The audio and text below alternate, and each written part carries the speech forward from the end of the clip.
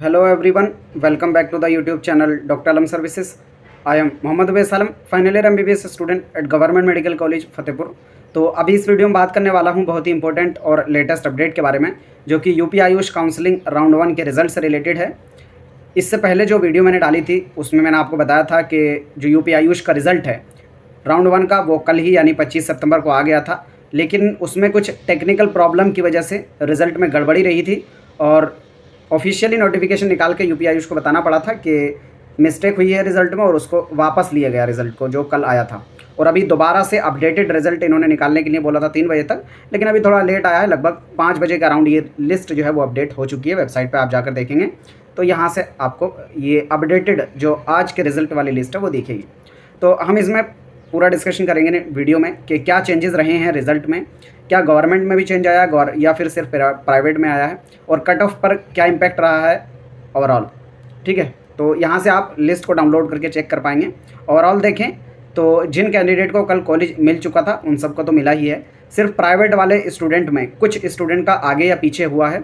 उसका रीज़न ये है कि जो 15% सीट्स थी, मैं थोड़ा जो इशू है उसको थोड़ा समझा देता हूँ। देखो, जो गवर्नमेंट वाले कॉलेजेस की अलॉटमेंट थी उसमें कोई प्रॉब्लम नहीं हो, बिल्कुल करेक्ट था, उसमें कल भी कोई चेंज नहीं था, आज भी नहीं है। इशू कहाँ पर हुआ है? इशू हुआ है प्राइवेट वाले कॉलेजेस में। प्राइवेट वाले में 2 तरह की सीट्स होती है। एक होती है 15% की सीट जो हर एक स्टेट के स्टूडेंट के लिए एलिजिबल होती है, अवेलेबल रहती है। बाकी की 85% सीट्स सिर्फ और सिर्फ स्टेट कोटा के स्टूडेंट के लिए। जैसे यूपी का कॉलेज है तो सभी यूपी के जितने भी स्टूडेंट हैं वो 85% सीट्स के लिए अवेलेबल रहेंगे, ठीक है, एलिजिबल रहेंगे। बाकी की जो 15% सीट्स हैं वो ऑल इंडिया कोटा की होती हैं, उस पर आप किसी भी स्टेट के रहने वाले हों अप्लाई कर सकते हैं। लेकिन इसमें यह होता है कि चाहे आप उस स्टेट के रहने वाले हों या किसी दूसरे स्टेट के रहने वाले हों, सभी उस पर एलिजिबल रहते हैं, क्योंकि ये डोमिसाइल फ्री सीट्स होती हैं। ठीक है, तो ये जो 15% सीट्स हैं इस पर इन्होंने क्या कर दिया कि 15% सीट्स पर जो अलॉटमेंट हुआ था वो ऑल इंडिया वाली सीट को इन्होंने सेपरेट कर दिया।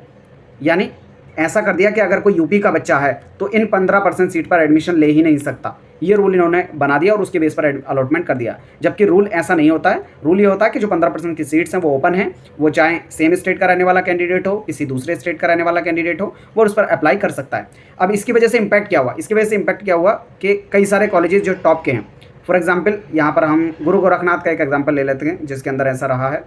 गुरु गोरखनाथ, ठीक है, गुरु गोरखनाथ, तो इसके अंदर क्या प्रॉब्लम हुई कि जो 15% सीट्स हैं वो अदर स्टेट के लिए इन्होंने फिक्स कर दी। तो अब यूपी के बच्चे तो ज़्यादा हैं और सभी का क्या चॉइस रहती है कि पहले नंबर पे गुरु गोरखनाथ मिल जाए, अगर ना मिले तब वो दूसरे कॉलेजेस की तरफ शिफ्ट करते हैं।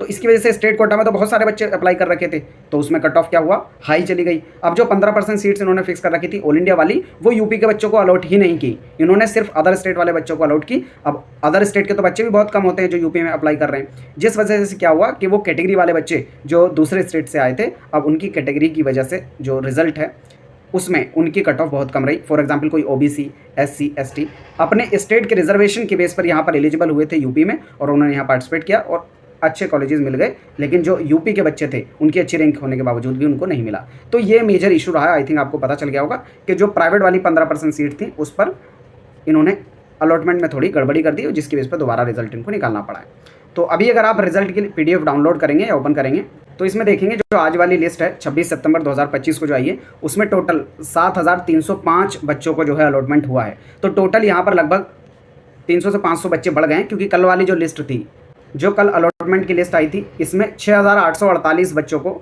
अलॉटमेंट हुआ था। 6848 बच्चों का अलॉटमेंट हुआ था, और आज जो है 7000 प्लस बच्चों को यहाँ पर अलॉटमेंट हुआ। ये 25 तारीख की लिस्ट है जहाँ पर 6800 बच्चों का अलॉटमेंट हुआ था, और ये आज वाली लिस्ट है जो कि 26 सितंबर 2025 को आई है, और इसमें 7305 बच्चों का अलॉटमेंट हुआ है। तो 500 से ज़्यादा बच्चे ऐसे हैं जिनको सीट मिल गई है, पहले उनको नहीं मिली होगी।